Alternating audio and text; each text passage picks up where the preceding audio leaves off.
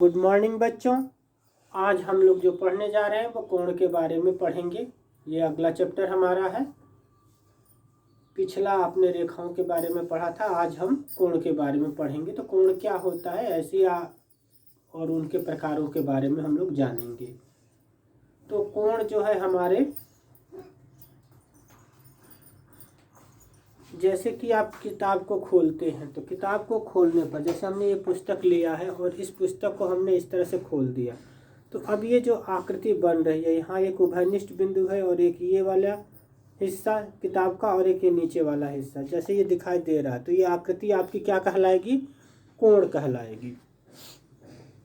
इसी तरह से इस फिगर में भी आपको दिखाई दे रहा होगा कि OP और OQ दो रेखाएं हैं और एक बिंदु O पर मिल रही है, यानी कि O क्या हो गया? इसमें उभयनिष्ठ बिंदु हो गया। तो दो किरणें जहाँ जिनका एक उभयनिष्ठ बिंदु होता है वो हमारा कोण कहलाता है। तो कोण की परिभाषा आपकी क्या हो जाएगी कि एक उभयनिष्ठ प्रारंभिक बिंदु से जहाँ दो किरणें मिलती हैं या दो किरणें जिस उभयनिष्ठ बिंदु पर मिलती हैं तो वहाँ पर क्या बनता है? वो आकृति हमारी कोण कहलाती है। या उभयनिष्ठ प्रारंभिक बिंदु वाली दो किरणों से एक कोण बनता है। तो OP और OQ जो है क्या हो गई? इसकी दो किरणें हो गई, जिससे क्या बन रहा है? यहाँ पर आपका एक कोण बन रहा है। OP और OQ से एक कोण बन रहा है। अब जो आता है OP और OQ क्या होगा? और इसकी भुजाएं जो है OP और OQ जो है क्या कहलाएंगी? इसकी भुजा हो गई, साइड हो गई। और कोण को हम कैसे लेते हैं पढ़ेंगे? POQ। क्या बोलेंगे कोण को? POQ। ये हमारा कोण हो गया। या हम इसको इस तरह से भी पढ़ सकते हैं QOP। ये नहीं कि OQP नहीं लेंगे, O हमारा बीच में रहेगा, जो कोण का मान होगा वो बीच में रहेगा, QOP रहेगा या POQ होगा। इसको हम कोण को इस तरह के सिंबल से प्रदर्शित भी करते हैं, कोण के सिंबल से प्रदर्शित करते हैं इस तरह से। ये आपको दिखाई दे रहा हो। अब जैसे इसका नाम लिखना है तो कोण POQ लिखेंगे, या हम इसको लिख सकते हैं, फिर ये सिंबल लगेगा, ये सिंबल है इसका, कोण QOP। इस तरह से हम इसको प्रदर्शित कर सकते हैं। तो ये कोण हो गया। अब आता है कोण के अभ्यंतर और बहिर्भाग। कोण के अभ्यंतर और बहिर्भाग,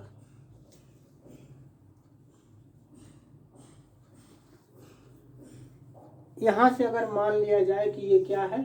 O केंद्र है और ये P और Q क्या हो जाएगा? एक चाप है। तो इसको हम इस प्रकार से भी व्यक्त कर सकते हैं, कोण को कोण POQ से व्यक्त भी कर सकते हैं। तो क्या होगा? एक वृत्त का भाग भी है, O जो है वृत्त का भाग है, केंद्र है। जैसे मान लिया ये वृत्त है तो यहाँ से इस तरह से चाप हो जाएगा POQ, इस तरह से।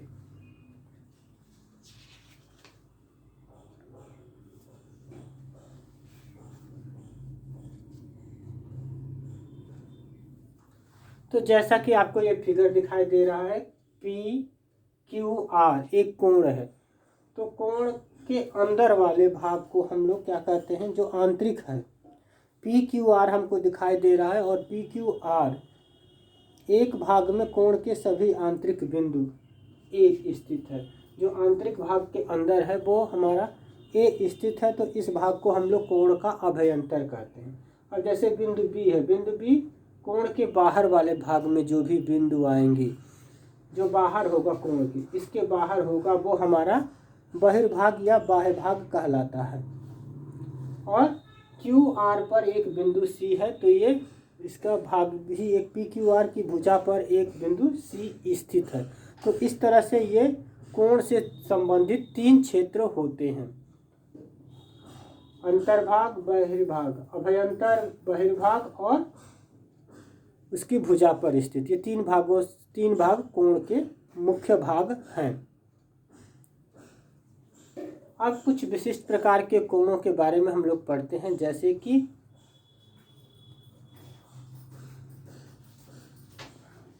अब आता है पहला रिज कोण। रिज कोण क्या होता है?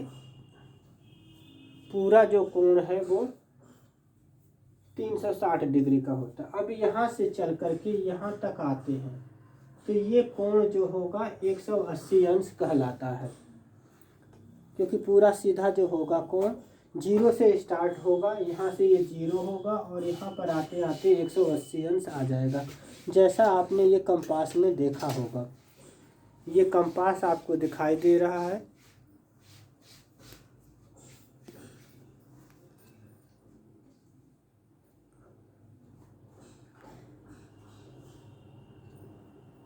ये कंपास है, तो यहाँ आपको दिखाई दे रहा होगा कि ये 0 से स्टार्ट होता है, इधर से चल रहा है 0, 10, 20, 30, 40, 50 और ये 0 से 0 पर आ गया, यानी कि 0 से चला और 180 अंश पर आ गया। यहाँ से 0 से चलेंगे तो यहाँ 180 अंश आ जाएगा। तो ये जो 180 अंश का कोण बन रहा है, यहाँ से ये मिडिल में लेते हैं इसको और यहाँ से हम लोग कोण बनाते हैं। तो ये कोण जो है हमारा क्या कहलाता है? 180 अंश का जो कोण होता है वो रिज कोण कहलाता है। ये कोण हमारा रिज कोण हो गया।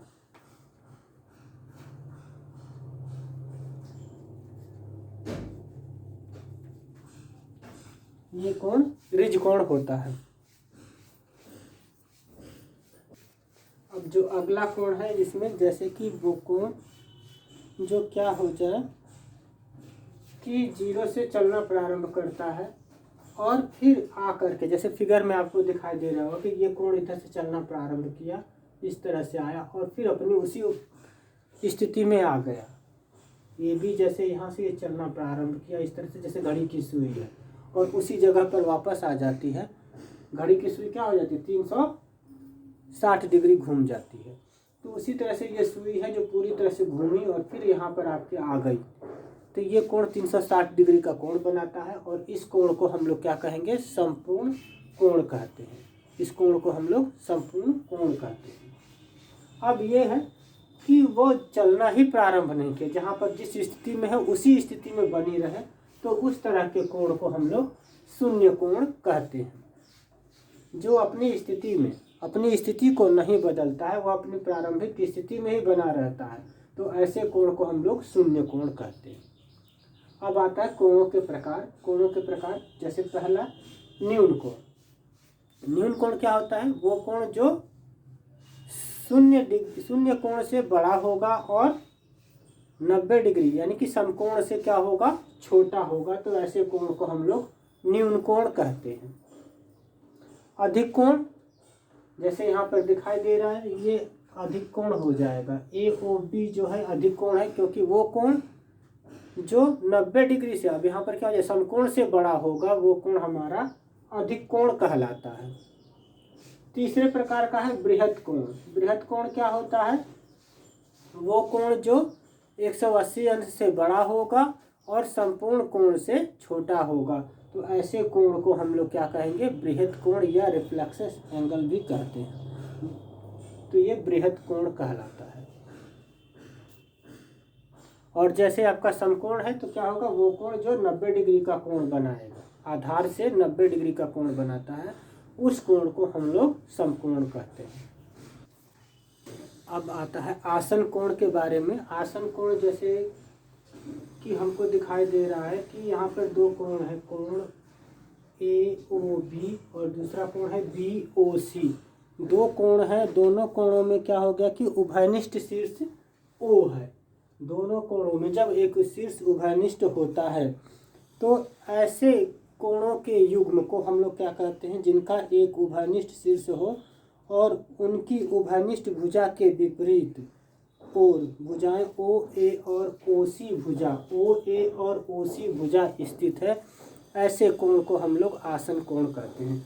यानी कि ऐसा कोण, दो कोण जिनके एक उभयनिष्ठ शीर्ष हो, दो कोणों का उभयनिष्ठ शीर्ष होगा, वो हमारा कोण आसन कोण कहलाता है। जैसे कोण AOB और कोण BOC, दोनों का उभयनिष्ठ बिंदु क्या हो गया? उभयनिष्ठ बिंदु O हो गया और उभयनिष्ठ एक रेखा होती है इनके बीच में, तो इस तरह के कोण को हम लोग आसन कोण कहते हैं। ठीक इसी तरह से जैसे कि आसन कोण है, यहाँ पर कोण ओ, अब रैखिक युग्म के बारे में हम लोग बात करेंगे। तो यहाँ पर AOC और BOC दो कोण हैं और इनका उभयनिष्ठ बिंदु क्या है, O है। ये भी एक आसन कोण हो गया, लेकिन इनके कोणों का जो योग, दोनों कोणों का योग कर दें, कोण AOC प्लस कोण BOC कर दें तो इसका मान 180 अंश आता है। तो ऐसे कोण को हम लोग रैखिक युग्म कहते हैं। तो ये युग्म हमारा क्या कहलाएगा, रैखिक युग्म कहलाएगा। या ये भी कह सकते हैं कि जैसे कि जो कोण हमारा आसन कोण हो गया, लेकिन OA और OB जो है क्या हो, विपरीत दिशा में हो, तो ऐसे कोण को हम लोग रैखिक युग्म कहते हैं। अगला आता है शीर्षाभिमुख कोण। तो दो रेखाएं जैसे कि AB और CD एक दूसरे को O बिंदु पर प्रतिच्छेदित करती हैं, तो इनके प्रतिच्छेदन बिंदु में कोई भी उभयनिष्ठ रेखा नहीं रहती है, तो ऐसे कोण को हम लोग क्या कहते हैं, शीर्षाभिमुख कोण कहते हैं। जैसे कि वर्टिकली अपोजिट एंगल इंग्लिश में बोला जाता है। कोण 1 बराबर कोण 2 के हो जाएगा, कोण 3 बराबर कोण 4 के होगा। तो इस तरह से आप देखते हैं ये शीर्षाभिमुख कोण कहलाता है। जैसा अब अगला जो है हमारा टॉपिक आएगा कोटिपूरक कोण। कोटिपूरक कोण क्या होते हैं, इनके बारे में आपको जानकारी दे रहे हैं। ऐसे कोण जिनके दो कोणों का योग क्या हो जाए, 90 डिग्री हो जाए। दो कोणों का योग 90 डिग्री हो जाता है, तो ऐसे कोण को हम कोटिपूरक कोण कहते हैं, या इसको कॉम्प्लीमेंट्री एंगल भी हम लोग कहते हैं। जैसे यहाँ पर 50 डिग्री और 40 डिग्री दोनों कोणों का योग क्या हो जाएगा, 90 डिग्री हो जाएगा, तो ये कोटिपूरक कोण कहलाएंगे। जैसे 60 डिग्री और 30 डिग्री। इसी प्रकार अगला है संपूरक कोण। संपूरक कोण क्या होते हैं, ऐसे दो कोणों का योग जिनका मान क्या हो जाए, 180 अंश हो जाता है, तो ऐसे कोण को हम एक दूसरे कोणों का संपूरक कोण कहते हैं। जैसे कि ये 40 और 140 डिग्री के कोण, दोनों कोणों का योग कितना हो जाएगा, 180 अंश हो जाएगा, तो ये कोण हमारे संपूरक कोण कहलाते हैं। अब यहाँ पर जो है हमारी अभ्यास जो है दक्षता अभ्यास 8 स्टार्ट हो रहा है। आप लोग कुछ सवालों को आप लोगों को करना है, कुछ सवाल हम आपको हल करके बता रहे हैं। जैसे पहला कह रहा है कि यदि साइकिल के पहिए में 36 सममित तीलियां हों तो दो आसन तीलियों के बीच का कोण ज्ञात करना है। तो क्या हो गया कि पूरे जो साइकिल थी हमारी, एक साइकिल जैसे आपने देखा क्या होगा, पूरी साइकिल के पहिया कितने डिग्री का कोण बनाएगा, 360 डिग्री का। तो पहिए में कितनी तीलियां थी, 36 तीलियों से मिल करके क्या बना, 360 डिग्री का कोण बना। तो दो तीलियों के बीच बची, एक तीली का निकालेंगे, 36 का भाग दे देंगे तो एक तीली, यानी कि दो तीलियों के बीच की दूरी बची, वो कोण बनेगा 360/36 बराबर 10 डिग्री का कोण बनेगा। यानी कि दो तीलियों के बीच जो कोण बनेगा वो 10 डिग्री का कोण बनेगा। अब आ रहा है कोण 60, 120, 140, 150 के संपूरक कोण ज्ञात कीजिए। तो संपूरक कोण क्या होता है, वह कोण जो जिसका दो कोणों का योग 180 अंश हो जाए। तो जब हमें 60 डिग्री दिया है तो दूसरा कोण कितना हो जाएगा, 120 अंश का हो जाएगा। अब इस तरह से दिया है 120, तो यहाँ पर क्या हो जाएगा, 60 डिग्री का कोण, 60 120 में 60 जोड़ देंगे तो 180 अंश हो जाएगा। फिर अगला दिया है 140, 40 में 40 जोड़ देंगे तो ये संपूरक कोण हो जाएगा। तो संपूरक कोण ज्ञात करने के लिए हम क्या करना पड़ेगा, 140 में 40 डिग्री जोड़ना पड़ेगा, और 150 में 30 डिग्री का कोण हम जोड़ दें तो वो हमारे संपूरक कोण हो जाएंगे। दूसरा क्वेश्चन हो जाएगा आपका। इसी प्रकार तीसरा कह रहा है कि व्यायाम करते समय जब छात्र को निर्देशित किया जाता है पीछे मुड़, वह कितने अंश से घूम जाएगा। तो जैसे आप पूरब की तरफ खड़े हैं, पीछे मुड़ने को कहा जाएगा तो पश्चिम की तरफ मुड़ेंगे, तो कितने डिग्री का हो गया, पूरा 180 अंश का कोण हो जाएगा, 180 अंश घूम जाएगा। अब यहाँ से कहे कि दाएं मुड़, तो हम क्या हो जाएगा कि पूरब की तरफ दिशा किए हैं, उत्तर की तरफ मुड़ गए, तो कितने डिग्री मुड़े, तो 90 डिग्री का कोण बनेगा। इसी प्रकार कोणों के नाम उनके माप के आधार पर दिया है। तो 0 डिग्री क्या हो गया, शून्य कोण हो गया। 30 डिग्री क्या हो जाएगा, न्यून कोण हो जाएगा। 90 डिग्री समकोण होगा। तो इसी प्रकार आप बाकी सवालों को आप अपने आप कर लेंगे जिसमें दिया हुआ है।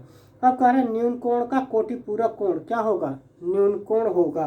पांचवें का पहला न्यून कोण होगा, पांचवें का दूसरा। न्यून कोण का संपूरक कोण क्या होगा, अधिक कोण होगा, 5 में के दूसरे का दूसरा अधिक कोण होगा।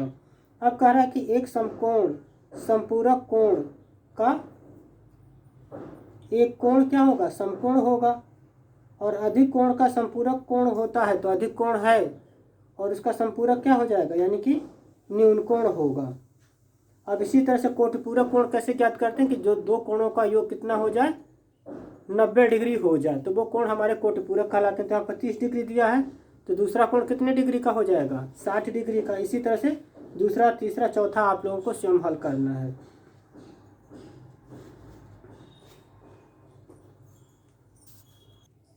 अब जैसे इसमें अगला सवाल दिया है, निम्नांकित चित्र दिए हुए हैं, x का मान ज्ञात करना है। जैसे आपको दिखाई दे रहा होगा, ये रेखिक युग्म हो गया x + 2x। जैसा हमने बताया था कि रेखिक युग्म का योग, दोनों कोणों का योग कितना होता है, 180 अंश होता है।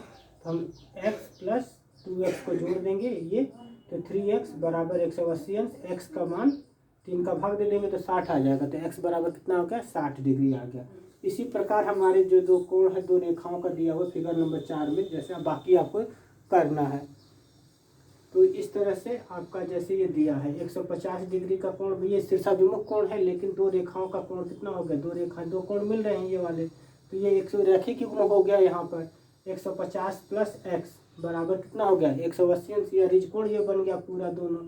तो x का मान कितना आ जाएगा, x बराबर हो जाएगा 180 - 150 बराबर 30 डिग्री। तो इस तरह से हमारा जो कोण बनेगा वो 30 अंश बनेगा। तो अभी आज के लिए हम लोग वीडियो यहीं पर रखते हैं। 2 सवाल जो आपके बचेंगे वो अगले वीडियो में हम आपको बताएंगे। धन्यवाद। वीडियो को अधिक से अधिक लाइक और सब्सक्राइब करें।